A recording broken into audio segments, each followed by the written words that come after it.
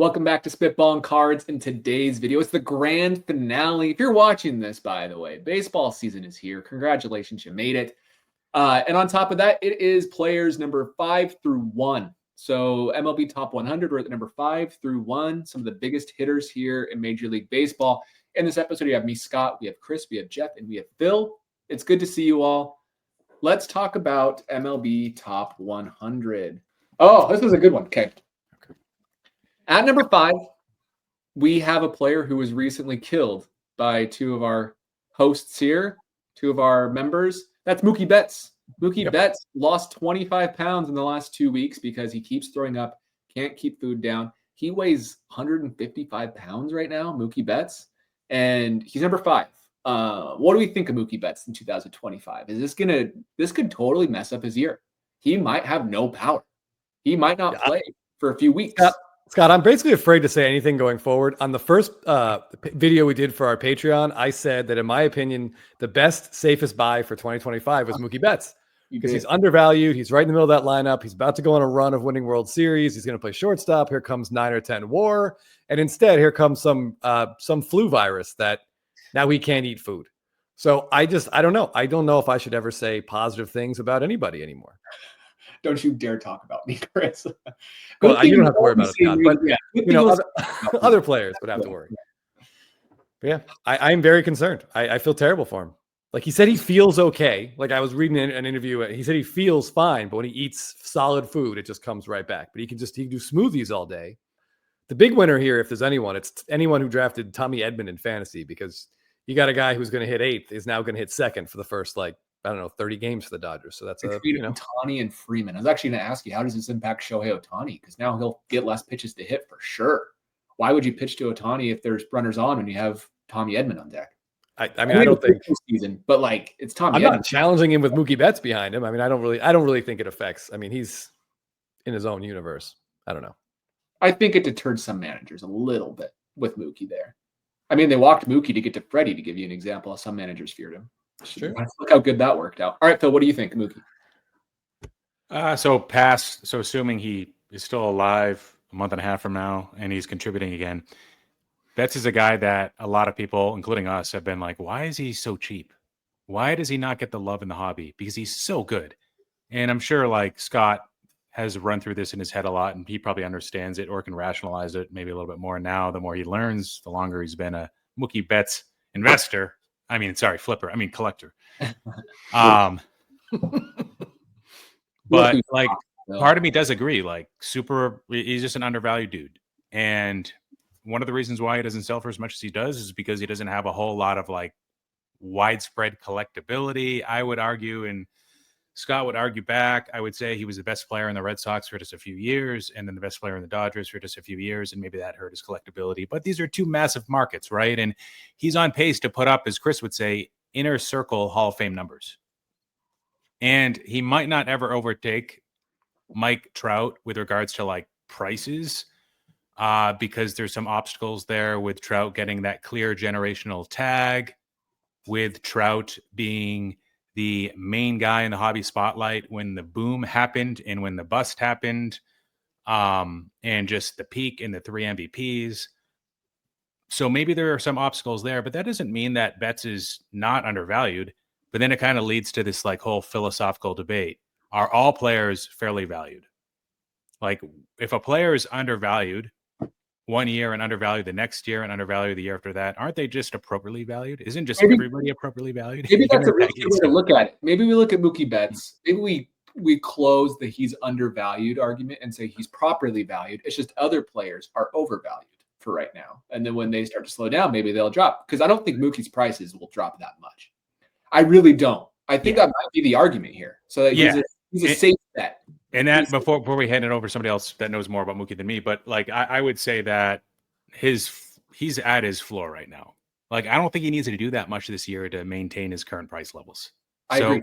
From that standpoint, I think, in my opinion, that he's undervalued. And if it's this year, the year after that, or the year after that, he's going to get a bump. He's going to get some love. He's going to get a rise. I don't know if it's 20%, 40%. I just feel like that will happen. I just don't know when and what could cause that. And sure, there's injuries and stuff like this that could delay that or make it harder for him to ever, grow and get that respect. But I think he's going to get some more respect in the future based on what he's done and what he still could do. My argument is postseason wise, he doesn't really need to do much more. It's all about, regular season wise, it's all about postseason. If he has big postseasons now for the Dodgers and they win 3 more MVPs, that's what's going to move it for Mookie. I know Ohtani's there. I know we talk about postseasons not mattering, but once you win 4, 5, 6 World Series, that's when I can see it happening. That might be it. Yeah, but the better your team is, the harder it will be for you to stand out with a team like that. So, the team success, the team success. But he's still a great player, and he, as you've said, like a lot of people don't view him as a great playoff contributor, but he's actually been pretty good over the years. So he has a lower WRC plus in the postseason than Aaron Judge, though, by the way. So he's barely actually above league average for his full career. Anyways, not to bash my argument. That's why I think he needs to build more there. All right, that's enough Mookie Betts talk. Is that cool? Been 7 minutes on Mookie Betts. Or anything else you guys want to add?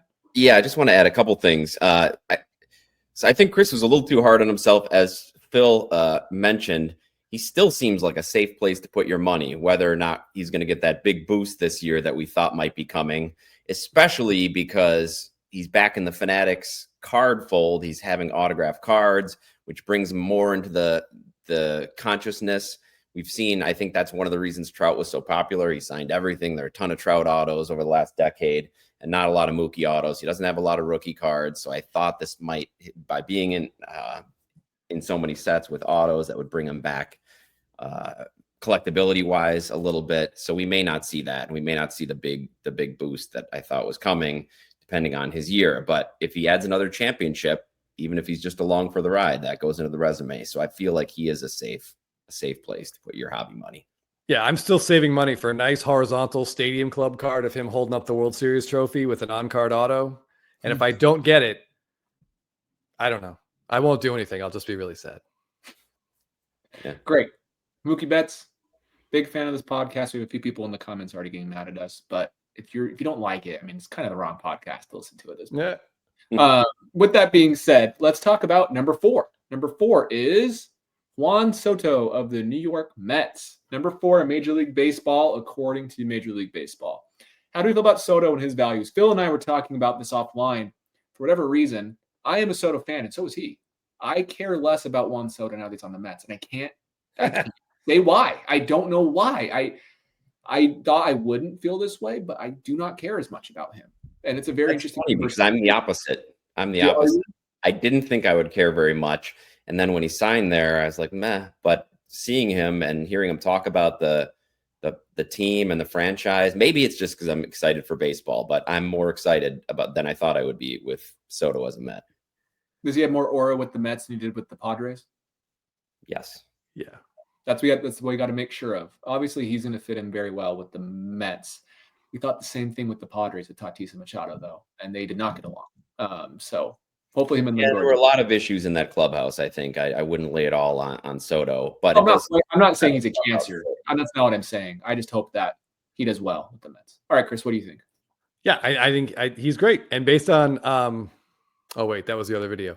Yeah, Soto he's what, 25 this year, and he's got a World Series ring and a whole bunch of home runs and a whole bunch of walks and great stats. Yeah, I mean he's great. The Mets pitching staff is not going to help him.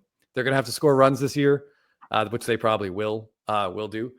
I don't know. Did we see when he signed with the Mets? I know a couple of our Yankee fan friends basically punted all their Soto cards either onto eBay or into the ocean. But I don't know. I think his stuff slightly dipped, but I'm guessing he's had a great spring. He looks really comfortable. He'll be the face of that Mets franchise. Like he and Lindor will just be like a great tandem for the next 5-6 years. I don't know. As a fan of a team in the NL East, I'm not thrilled, but I think at his current prices, I think like he's a very safe player. Unlike we've seen guys like Trout and Acuna, who I would say are maybe the two most gifted athletes to come into Major League Baseball in the last like 15 years, and they're completely unable to stay on the field. Whereas Juan Soto isn't. He isn't fast. He isn't quick. He's just really smart and really good at this specific game. And my guess is he has no problem staying healthy going forward. And that's a really big deal. So you mentioned that you like his card values, think they're safe. His cards are pretty expensive. They are. There aren't that many of them, though. Yeah. Like I I want to compare Soto to a couple other current players real quick to kind of give you an idea of where he's at. Yeah. Like if you look at someone like Mookie Betts and a Bryce Harper, Soto's like double those guys. So like he's not cheap. I think it's a reflection of when they came up too, and we've talked about this in recent videos. When the hobby boom happened, players that debuted before that sort of are mostly falling behind. Trout's maybe the exception, but yeah, it's what have you done for me lately, right? Yeah, Soto doesn't have a lot of rookies, but he has some like really nice, I think, like kind of low end, affordable stuff like Heritage. Like he has a Chrome in there that is extremely affordable. Even the Refractor I've seen sell in a PSA 10 for a couple $100. To me, those seem like really good buys for what he's done and how few rookie cards he has. But okay, you're pulling up the Bowman Chromes. Yeah, I just wanted to show, like you said, he's a very, I wouldn't call him a safe buy because like I think he's a good buy and I think there's opportunity to be made on his cards, but I wouldn't say in 10 years that he's at the same price, just with the way that players age and then new players become popular and then Bobby Witt becomes the next Mike Trout. Check out our Patreon and talk about Bobby Witt becoming the next Mike Trout. Great episode. We compare him to Juan Soto, and it's a great episode. So check that out if you're interested. But like he is more expensive than even almost double Bobby Witt. Is that? I don't know. What do you think, Phil? Yeah, so I'm part of this Instagram thread, Juan Soto Instagram thread, and it's been completely lacking of any energy since the Mets acquired him. It's insane. And usually this means that it's a good time to buy. And when folks are like really active, I know it's time to sell. So kind of going against them, it's actually a really good barometer. A bunch of them are probably listening, actually. Somebody, I was asking some people, I'm like, hey, what's going on? Like, why do people not care about Soto anymore? Like hardly anybody's talking about him. And one of the guys said, without mentioning his name, he'll remain anonymous. The same thing that made him so likable, the emotion in the shuffle just seems like a tired shtick now. So that's interesting. I tend to think that narrative will blow over. I tend to think that even though this is his fourth team, which is a major obstacle, especially for a hitter, I think that the last few years, he'll be heading into his 8th season. And I think we've seen a lot less volatility on his prices over the last 2 years. They used to like jump a lot more than they do now, which means that you're probably not going to get like a 50% return in one season or 2 seasons from Soto. Yeah. Unless he really takes it up another notch or two with his performance. Last year was the first year he eclipsed 40 home runs. Is that the new floor, or is that something that was aided by Yankee Stadium?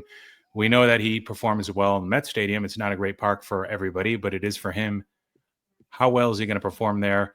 I think that part of this is good for him. It shows with his lack of volatility of the prices.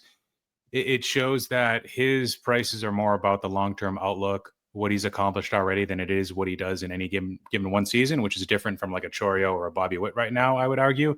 But it's what that means is that it's going to be hard for his stuff to double, in my opinion.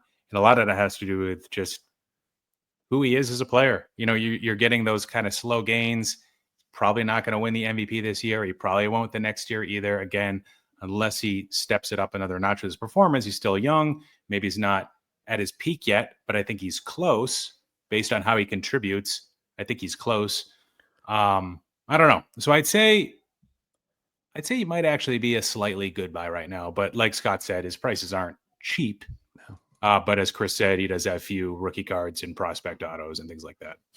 I pulled down the market movers thing because we were talking, but Mike Trout, his blue sold for 12.5 and a BGS 9.5 in September. And then it sold for 13,000 in October. Soto's at 9,000. So he's like approaching Mike Trout prices. And it's all about like, what have you done for me lately? We talk about that all the time.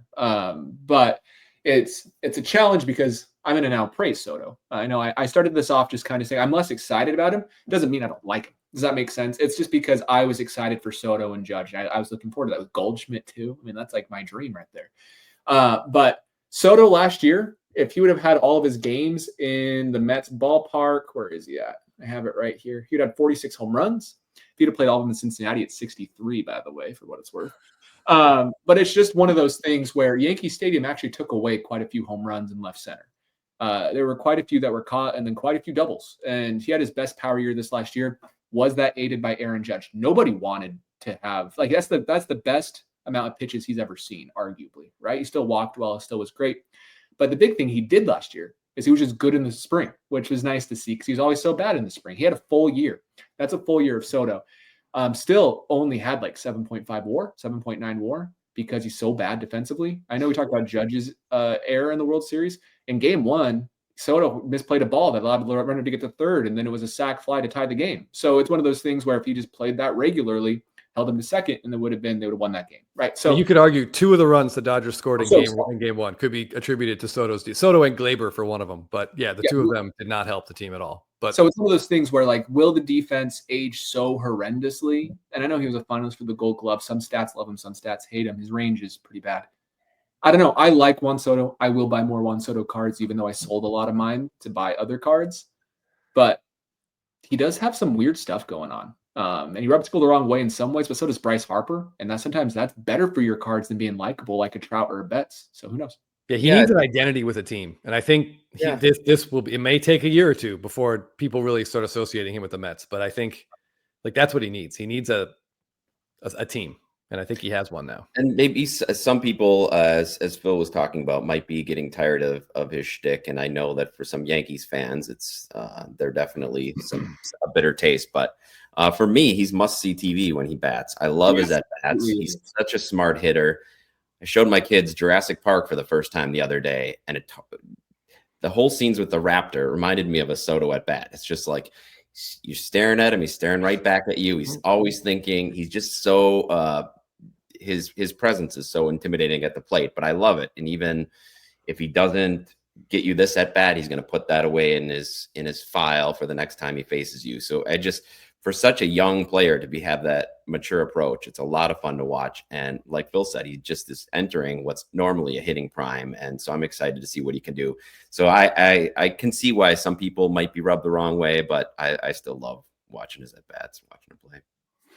Yeah, I want to add 2 things before we move on to the next player. Sure. One, congratulations to anyone who had baseball player compared to dinosaur on their Spitballin bingo card today, because you're our big winner. And secondly, there is a Topps Chrome Update Gold Refractor in a PSA 10 ending today. We are recording this Monday, March 24th. It ends in about 4 hours. It ends tonight. That'll be the first copy of that Juan Soto card to sell in like I think over a year. I cannot find one on Market Movers. So take a look at that when this video, and I think that'll give us a pretty good sense of where the Soto market, currently is. That's one of his absolute best rookies. I believe Phil is bidding right now. Yeah, I think Phil just went to go watch and had a bid. It's on eBay. It's a Probstein auction. I think it's at about $4,100 now with like 4 hours to go, 4.5 hours to go. So I'm excited to see where that ends. Can I say one? So I'm playing devil's advocate. I love Juan Soto. If you watch any of my YouTube videos, I love Juan Soto. I'm just kind of saying at the beginning the negatives because I knew we were going to be so positive. But Juan Soto's contract, we talk about it for a second. It has a chance to be a terrible contract. He got paid double Shohei Ohtani when you look at present day values. Well, not double, maybe 40% more, 35% more. Shohei is like a $440 million contract. Soto got $765. That's going to be $805 because he has an opt-out that the Mets can cancel if they raise his salary by $4 million past a certain year. So it's actually going to be $805 million versus Shohei's present day value of $440. That's crazy. And if he ages bad, like let's say he has an injury to his shoulder and now his swing isn't as good, but his defense is still just as bad, and he's not a good base runner, like this could be like a Miguel Cabrera type situation. Yeah, but it just doesn't matter. Just doesn't matter for teams like that. Doesn't matter. I mean, for perception, it doesn't matter for the Mets. I don't care about the Mets. I'm worried about his perception for cards. That's what we're talking about. And I think that I don't care about a bad contract. If he has the worst, I mean, Pujols, people don't like. People are not opposed to Pujols cards because his contract was so horrendous. That totally hurt Pujols cards for almost a decade. His poor play in his contract was absolutely poor play. Yes, poor play. Yeah, the contract. That's what I'm talking about just as much as the contract. If money is truly finite, then the fans do they feel like they're taking the hit when it doesn't pay. Like Anthony Rendon, no fan was economically impacted by that, but they feel like, well, the team was hurt because of limited resources and they were cash constrained, capital constrained. Now, is that going to be the case with Cohen? Maybe not. Not as long as he owns the team, but if he sells it, maybe. We'll see how much he spends. We thought the Yankees could spend forever too, and look at him now. So And there might be a hard salary cap. And if that happens, so his contract get all the uglier. So because it's guaranteed money, 70, what is it, 60 million a year? I think that's a good point. That's going to be a huge obstacle to ever getting any sort of salary cap and floor in place because of these current contracts. That's what the big Hopefully it deters it. I know some Rockies, screw the Rockies right now. I'm only like 60 Paul Skeens debut patches a year.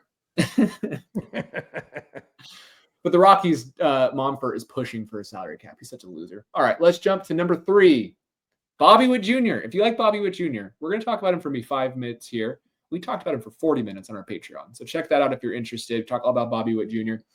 What do we think of him? We talked about him in a lot already, but I think we all like him, right? I think we all think he's great. We just saw his pricing next to Soto. It feels like there's a lot of potential for his cards. What do you think, Phil?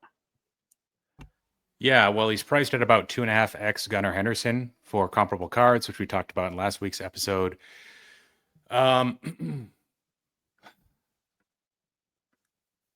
think he has a chance to be one of the next big time talents in the hobby and a guy that's consistently awesome for 5-6 years. But the Patreon episode, which most of you guys didn't get a chance to see, we were speaking about some of the obstacles with regards to him ever taking on the Mike Trout status.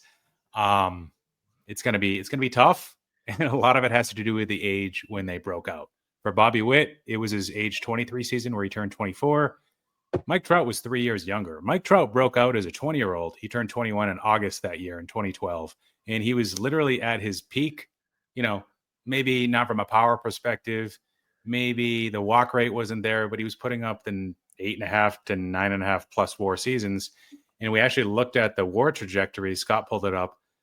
When Mike Trout was Bobby Witt's age of today, when Mike Trout was 24 years old, Mike Trout already had over 40 WAR. And Bobby Witt's under 20. Yeah. 47. Yeah. So then you can kind of, reverse engineer that into the counterpoint is that maybe Bobby Witt doesn't fall apart after 8 or 9 seasons, which could be the case. But what about that peak? Is he going to win 3 MVPs? Is he going to somehow sneak away from Ohtani's shadow? Maybe there are room for 2 sort of goats in the hobby, one that's human and one that's not for Bobby Witt. But you still have Aaron Judge. You still got all these other young players. Ellie De La Cruz, which a lot of you guys don't like, which I understand. But if he takes another 2 steps up, Jackson Chourio is another guy. J-Rod, what if he bounces back? Gunnar Henderson, what if he's actually not that far apart in total capabilities versus Bobby Witt? Will Bobby Witt continue to get better, though? That's interesting. In that episode, we talked about some of the parallels between their personalities. You could make a case that maybe Bobby Witt's more charismatic. Scott and I said, maybe not so fast on that. But he's a collector, and he's certainly not afraid of, is he in front of the media a lot? I don't see him in front of the media a lot, actually. He's kind of a shy, reserved dude, actually, I think. He's a good guy. I think he'll grow into that. I think as he becomes the superstar of the Royals and the face of the franchise, probably one of the best faces ever since George Brett and Billy Butler, I think he could absolutely become a big media guy. Yeah, so I think we all agree that we want to see him repeat this season. He's had one outstanding season and following up a really good season previous, and now we want to see him repeat it. And if he does, then his cards may have room to grow, but he is pretty pricey out there right now. I think the sky's the limit if he can repeat this last year. But that's a lot because he just had the second best shortstop season in Major League Baseball history. So to say, if he repeats last year, if he has another second best shortstop season ever. But really, if he can do what he did, and it feels like he can, defensively, he's good.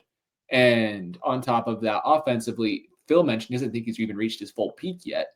He really could have another 10 more season. And if he does, watch out. His cards are going to jump, I think, higher than so. Scott's done a deep dive into how Kansas City affects his home runs, which could be the only deterrent for him really reaching those stratospheres. All right, Chris, any final thoughts on Witt? I like Bobby Witt a lot. His cards seem really expensive for a guy who plays for the Kansas City Royals and who's had one fantastic year.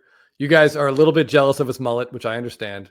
I couldn't grow that thing either. It's very impressive. I'm very jealous of that. Yeah. I don't know. I find myself in a wait and see here. It's his stuff at his prices right now. I have one Bobby Witt card. I think Jeff might have 2, and we kind of missed the boat. So now we're just going to wait and see what happens. So one more thing about Bobby Witt. Spoke about this a little bit last week. I'll try to reinforce it again. So Bobby Witt, his prices are very much about like what people view of him right now and what he's capable of accomplishing right now. So the current season accomplishments, like those are going to be huge for his value. The accolades versus other guys that are a little bit more proven, like Juan Soto, it's more about like what's their long-term outlook, what's their WAR trajectory.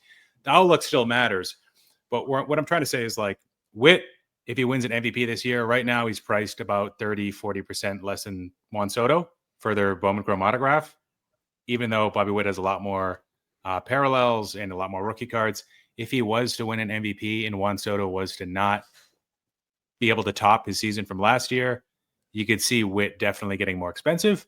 But the flip side of that is if he has a crappy season, his prices are going to go way down versus somebody like Juan Soto, Rafael Devers. You kind of already know who the player is and what their long-term outlook is, where if they don't have a great season, Mookie Betts, etc., their prices won't get hit as much. So I expect Bobby Witt to be very volatile this year.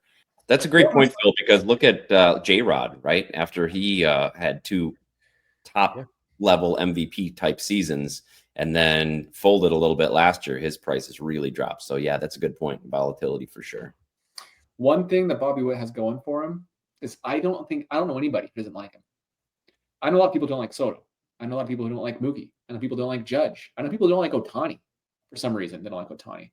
But Witt just seems to be very likable. And that's really great for his cards as well. Obviously, he needs to win. If he wins a World Series for the Royals, he is going to be a very valuable guy for a very long time. He's one of those franchises where that will matter more than other franchises. Yes, far. agreed. So, yeah. There's another case study. Don't avoid the small market players. Yes. Talk to the Padres. Yeah, and what a lot of the small market teams are doing now is locking their players in. I know as a Milwaukee fan, I'm glad with Churio, we got him locked in. I know Chris, they locked up Acuna when he was relatively young. So not that Atlanta's a small market team, but it seems like teams are going towards that way of locking players in for a while. So I appreciate that. I know Witt's locked up long term, Kansas City. Yeah, which is good for the freaking Royals, dude. Yes. I'm so happy for Royals fans. I always will have a soft spot for the Royals. When I first got back into baseball, that's all I watched is Royals baseball because of, Billy Butler. So I watched because I didn't care about baseball. I cared about him as a person.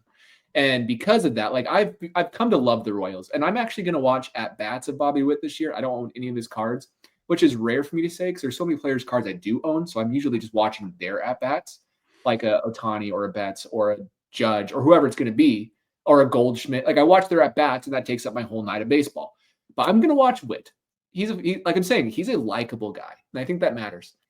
But with that being said, I think it's a good time to talk about number 2, Aaron Judge. He had a great season last year. How good of Witt's season was. Aaron Judge had a better season, unanimous MVP. And I'll show you some stats that may surprise you or may not surprise you. I was looking at them while I was working today. Don't tell my boss. And it's a lot of fun to go to the leaderboards all time. And Aaron Judge, I'll show you these stats in just a moment. But what do you think of Aaron Judge, Phil? I'll keep this short. I think he's suffering right now from, as everybody else is on this list, the entire MLB top 100, from being in Ohtani's world. Yes. He's just living in it, right?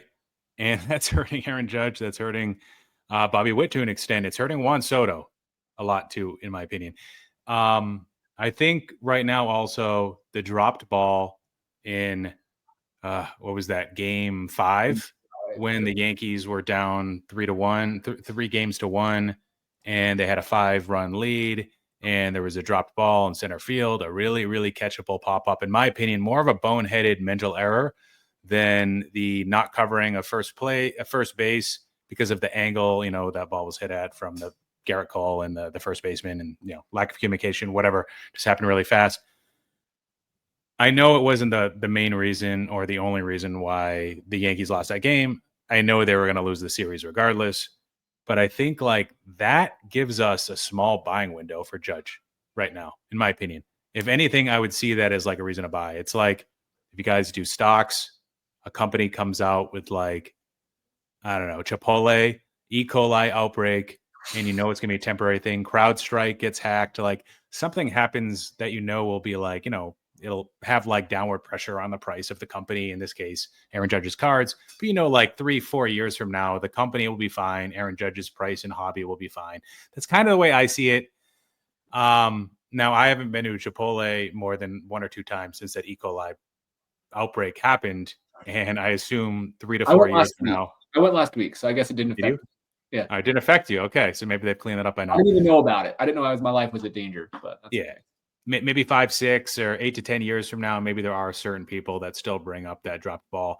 I think this would be one of the times where I would agree with you guys, especially or Scott, et cetera, like where I do think that he needs to have a really good postseason to fully overcome this, the drop ball. And that needs to probably end up with the Yankees winning the World Series too, just because of the high expectations are already baked in for that team. Okay, I'm going to share my thoughts on this, and I'm going to sound like an apologist, and I don't even care. So I'm apologizing about being an apologist. But with that being said, let's look at Aaron Judge really quick, okay? Aaron Judge, these are the stats I was looking at. Last year, he had, if I go from 1947 to 2024, that is integration, all right, since Jackie Robinson broke the color barrier. And I go regular season, split seasons, and I do right-handed hitters. Who has the best all-time right-handed season? What if I told you Aaron Judge is the top 2 in WAR, and he has the top, if I go to WRC plus, which is like OPS plus, he's number 1, just so you know, spoiler alert, number 1 and number 2. I'm just saying he has the 2 best right-handed seasons of all time. Plus he has the home run record in the American League, and there is some stock in the most home runs for a non-steroid user. There's a lot of things to like about Aaron Judge. He did have some decent moments in the postseason this year, and in the past, he had some really bad moments in the postseason this year and in the past. But I also want to point out, if we look at postseason stats, he hasn't even been below league average. He has a 109 WRC plus for players who have more than 200 plate appearances. That is not even halfway down. Like, he's not even below average. Mookie Betts is lower than he is at 104. And on top of that, we can go to championship win probability added, which you might like better to show his effect. He has a higher championship win probability added than Derek Jeter. I know that's a stat that will piss people off, and I don't agree with it either. But like, I'm just saying, he hasn't even been a negative aspect for the Yankees. The Game 5 situation, blown out of proportion. Yes, he dropped the ball that started the rally, but Anthony Volpe had an error. And then Garrett Cole, to his credit, struck out 2 batters. It was Ohtani and Freddie. No, who was it? It was someone then Ohtani. And then it was Gavin Lux. And then Gavin Lux and Ohtani. And then Mookie hit a ground ball that's an out 99% of the time. So it's one of those things where they would have been out 5-0. And then the Dodgers tied the game. The Yankees take the lead in the next inning. And then the bullpen blows the game. Aaron Judge hits a double in the 8th inning, get in the scoring position, and then his team can't bring him in. The whole team was just Aaron Judge and Juan Soto. And so my point is, we look at the Yankees last year, I would argue they weren't a great team in a lot of ways. If we look at the 2009 Yankees, they had every position player had a 120 WRC plus. The Yankees had 2 last year with Judge and Soto. So it's one of those things where, yes, I think that it will be blown out of proportion for the next year or two, especially if he wins an MVP. It might mean nothing to Yankees fans or baseball fans in general, but I think it does matter if he wins it for the long run. I think we'll look back on this and feel better. If I actually, am I sharing my screen still? No. I want to show you one other player that I think is comparable to Aaron Judge. I think this will happen. This was Barry Bonds. Barry Bonds, prior to this one postseason, look how bad it is. He had 1 home run through his age 35 season. He made the postseason 1, 2, 3, 4, 5, 6 times. Judge has 16 to his credit.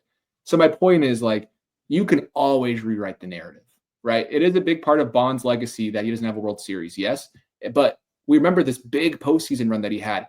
That could absolutely happen really, really easily. So that's my whole soapbox. Bonds made it to the World Series, and I feel like they weren't the favorites to even get there that year against the Angels. 2002, was it, Chris?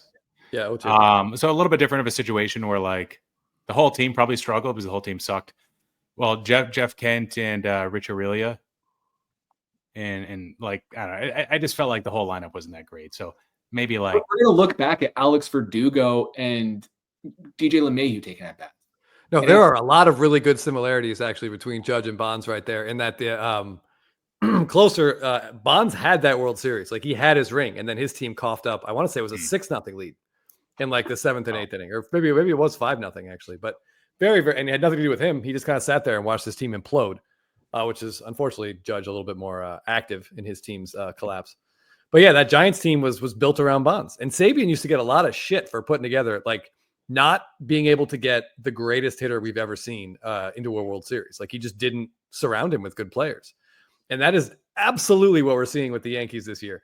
The MLB Network had 4 different people say Brian Cashman is one of the 10 best I don't get it. like baseball executives in the league right now. I would say he is one of the 5 worst without hesitation. Like this roster is a complete joke if you're a Yankee fan. Like this is horrible.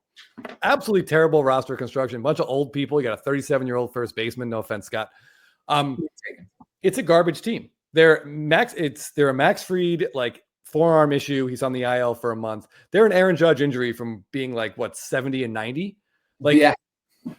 I don't see them getting back to the World Series this year or next year. They're several moves away from getting back, which means that Aaron Judge may never get another chance.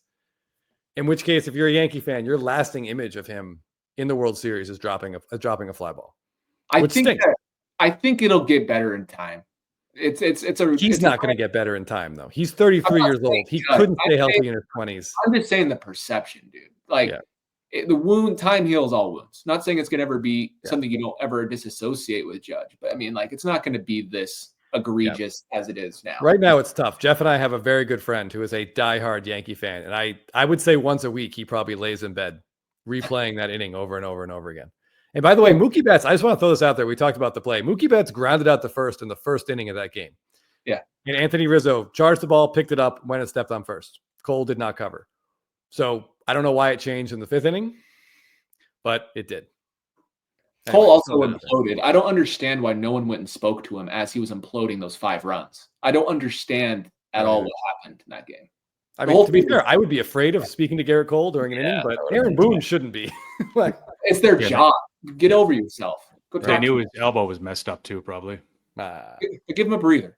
I do, though. We're way off. Well, I actually completely agree with Phil. I do think the drop fly ball has created a bit of a buying window for Aaron Judge. Jeff, what do you think? I don't think you've gotten to chime in yet.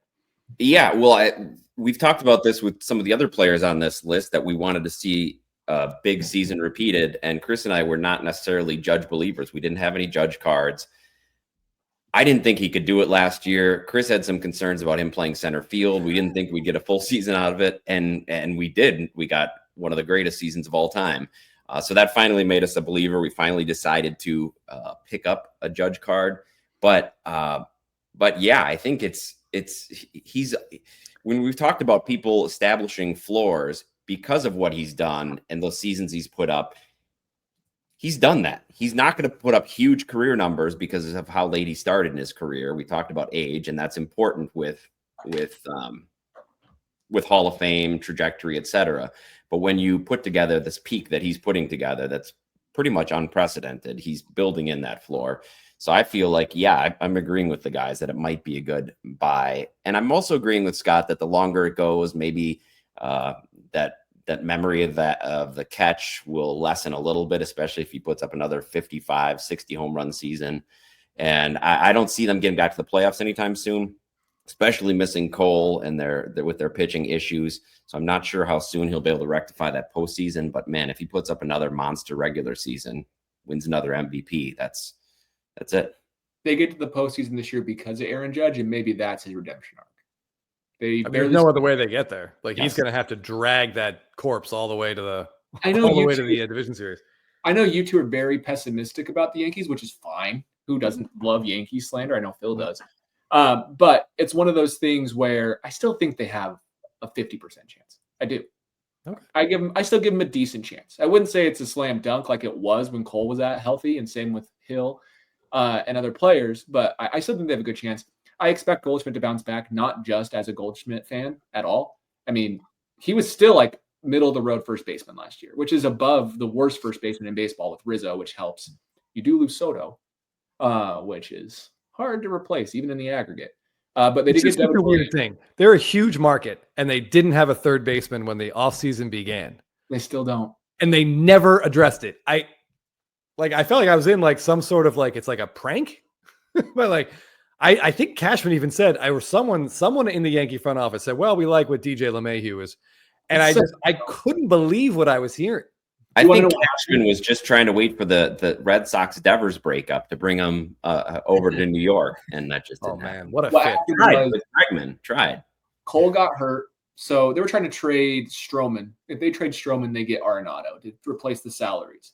But Garrett Cole gets hurt, Luis Hill gets hurt, and then who's the other one that got hurt? One of their other pitchers got hurt. Clark Schmidt, I think, is going to open on the IL. Yeah. So now they have to keep Marcus Stroman. Now they can't trade for Arenado. That's what happened. They overplayed their starting pitching hand. They were too confident, and they overplayed the Marcus Stroman hand and were too confident. And I think they could acquire Arenado right now if they just took the contract. Yeah, just deal with it. Unless they're saving for Vlad next year and they want to have that final threshold of the luxury tax for Vlad, or the guy from Japan. I don't know his name. That dude, Murakami. I think. Yeah, or they're saving for Tucker. Yeah. I think they're going to get one of those three next year, which will help. Yeah. All right. That's a lot of non-Aaron Judge talk. Overall, last card thought. Mine are just about defending him for some reason. I do think in the long run, his cards are going to be very collected. He's a lifetime with some of the best stats in the history of Major League Baseball. If Barry Bonds didn't exist, his stats are the best stats since the 50s and 60s. So in regards to like single season accomplishments. Oh yeah. No, he should be very collectible forever. All right. Number one, how long do we need to talk about this? I like Ohtani enough to where I bought a cards. Now you guys can't be mad at me anymore. Yeah. So I think that says it all right there. I never hated him. You guys knew behind the scenes. I've been looking for like a year. I just never could make it happen. So I finally did. So I like him enough to buy one of his better cards. So does Phil. Phil bought one barely too. I mean, a few months ago now, but we all put our money where our mouth is on him. So he's absolutely incredible. You know, 2 continents of collectors, and and he loves dogs. I don't know what more you could ask for a person. He has everything: the World Series, 3 MVPs. He's going to start pitching again this year. How do you follow up a 50-50 season? I don't know, 50 home runs and 10-15 games pitched with a 2.5 ERA. It's pretty good. And his prices are high, but we've talked about his worldwide appeal. He's got fans around the globe, which is something in a way that we haven't seen it in baseball cards. So I think that's putting that floor in for his cards, even though it's getting high. Yeah. How much higher can they go? Are they too high? I was convinced they were too high. And then I saw do you get that Danny DeVito meme where he's like, I get it. You know that meme I'm talking about? Oh yeah, from It's Always Sunny. Yeah. That's how I felt when I was like, I need to get an Ohtani. It's exactly how I felt. Like, I get it. But yeah, Phil, I want to hear your thoughts on Ohtani, and then we'll call this an episode. Yeah, the only thing is like, right now there's some skepticism as to like how much he pitches or if he pitches at all this year. And that could be good or indifferent for his card prices. We'll see. We've seen what he can do with just the bat in a full year. And if they do have him pitch, it's going to mean more days off, less base stealing probably. So we'll see how the Dodgers manage him as well as the rest of their staff, which maybe none of those guys top 150 in innings. Who knows? It's crazy. Yeah, I would expect he'll make like 10 or 12 starts. They're not going to push him. They're going to push him. They're going to build him up to the postseason and let him pitch freely in the postseason. That's the only time I think we'll see him pitch freely with lesser limitations. Imagine Game 6 of the World Series, and he hits a 3-run bomb after shutting out whatever team he's playing over like. You can say Boston. You say it. You want to say it, Phil. You want to say it. Judge just the bases loaded. Ohtani just strikes out Jarren Duran for his 13th strikeout. Golden sombrero for Duran. Oh man! Then hits a 3-run bomb in the 9th to win the game. It's incredible. Just like it takes Chapman deep to walk off Game 6. I mean, that seems very reasonable. Let's not get ahead of ourselves. I got to get past the Rockies and the NL West first, guys. And then Chapman smiles, like what he did with Altuve when he took him deep. Yep. Yeah, the famous Chapman smile. Yep. Guys, I'm so excited. The gun in his garage. I'm so excited. This is going to be such a great year. Thank you for being a part of the Spitballin team adventure. I'm sorry for talking about Judge so much. Talk to you guys later. See ya.